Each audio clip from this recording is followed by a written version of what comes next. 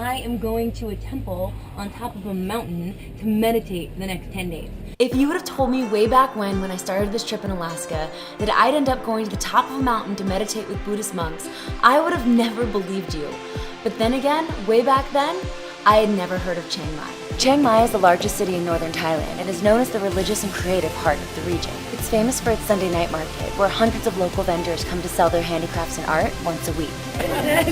Most goods are pretty inexpensive and creative, with handmade art and local performances.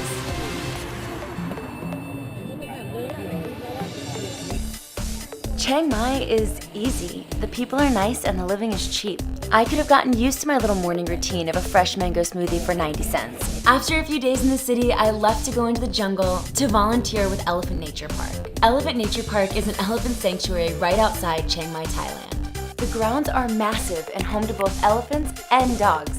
We prepped for our week by watching nature documentaries, and our accommodations were pretty nice if you ask me.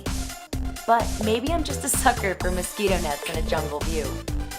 The highlight, of course, was hands-on time with the elephants. I made a whole video about the elephants, so just click the link if you'd like to see more.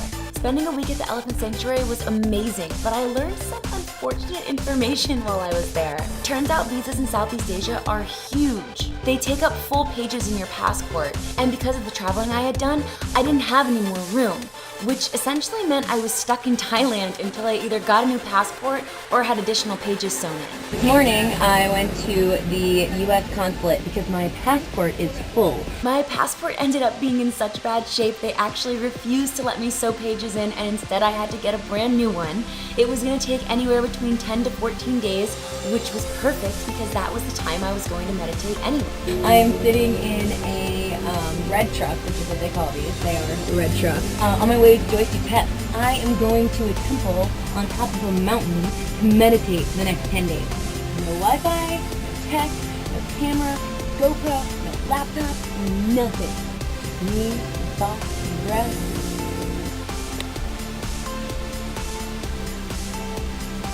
"10 days at the top of a mountain with nothing but basically you and your thoughts it's a lot. We had a lot of support from the monks. We would do Buddhist philosophy classes, we'd have chanting, and we'd have a consultation where we'd be able to talk with them and ask questions and talk about our progress. But other than that, it's just you and your practice. At the time, it was really hard at first because I couldn't get my brain to even stop for 5 seconds, let alone 5 minutes. But by the end of those 10 days, you start having these, little breakthroughs and these little moments of calm and clarity, and it makes all of that time and practice worth it. It's actually pretty amazing. But life has to resume, and as soon as I got off that mountain, everything kind of blew up. My visa is running out in 2 days. I literally spent all day going from airport to police station to tourist information to Thai immigration, and now finally I'm going to Burma. I'm catching the bus and going there because I have to leave the country and come back. Believe it or not, I've already been in Thailand for 28 days, and I heard a bunch of rumors basically about being able to go to the consulate and get your visa extended, or the airport to get your visa extended, and none of that actually was true. I'm at the border of Thailand and Myanmar, and it's so cool! So I'm taking an unexpected trip to Mae Sai, the border town to Myanmar, before crossing the border tomorrow.